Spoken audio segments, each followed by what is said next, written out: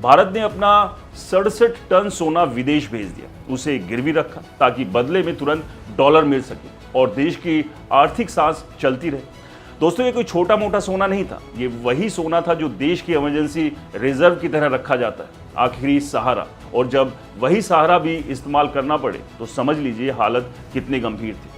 उस समय देश के लोग ये खबर सुनकर शॉक में थे। क्या हमारा देश इतना कमजोर हो गया कि सोना तक गिरवी रखना पड़ गया? लेकिन सच यही था कि अगर वो फैसला नहीं लिया जाता तो शायद भारत की अर्थव्यवस्था पूरी तरह से क्रैश हो जाती। उस वक्त एक और बड़ा कारण था, गल्फ वॉर की वजह से तेल के दाम अचानक बढ़ गए थे।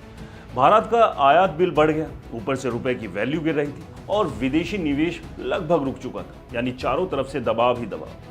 अब सरकार ने सोना गिरवी रखकर जो पैसा लिया था उससे तुरंत राहत मिली, लेकिन ये सिर्फ अस्थायी इलाज था, जैसे किसी बीमार को ऑक्सीजन लगा दी जाए ताकि वो उस समय और जिंदा रह सके। असली इलाज अभी बाकी था और यहीं से शुरू हुआ भारत का सबसे बड़ा आर्थिक बदलाव, जिसे हम आज 1991 के आर्थिक सुधार के नाम से जानते हैं।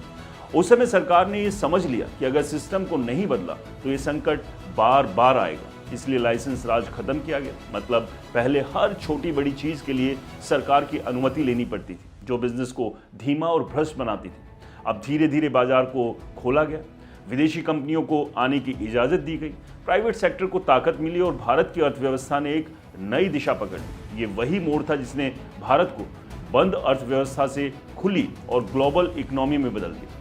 लेकिन इस पूरी कहानी का सबसे बड़ा सबक क्या है? ये कि कोई भी देश चाहे कितना भी बड़ा क्यों ना हो, अगर उसकी आर्थिक नींव कमजोर हो जाती है तो उसे अपने सबसे कीमती संसाधन तक गिरवी रखने पड़ सकते हैं। और यही डर आज भी लोगों के मन में बैठा हुआ है कि क्या कभी फिर ऐसा समय आ सकता है? क्या भारत फिर से ऐसी स्थिति में पहुंच सकता है जहां उसे अपना सोना गिरवी रखना पड़े? क्योंकि इतिहास हमें यही सिखाता है कि संकट अचानक नहीं आता, वो धीरे धीरे बनता है और जब तक हम समझते हैं तब तक बहुत देर हो चुकी होती है। इसलिए 1991 सिर्फ एक साल नहीं, एक चेतावनी है, एक ऐसा आईना जिसमें आज का भारत खुद को देखकर ये समझ सकता है कि अगर गलती दोहराई तो कहानी फिर से रिपीट हो सकती है।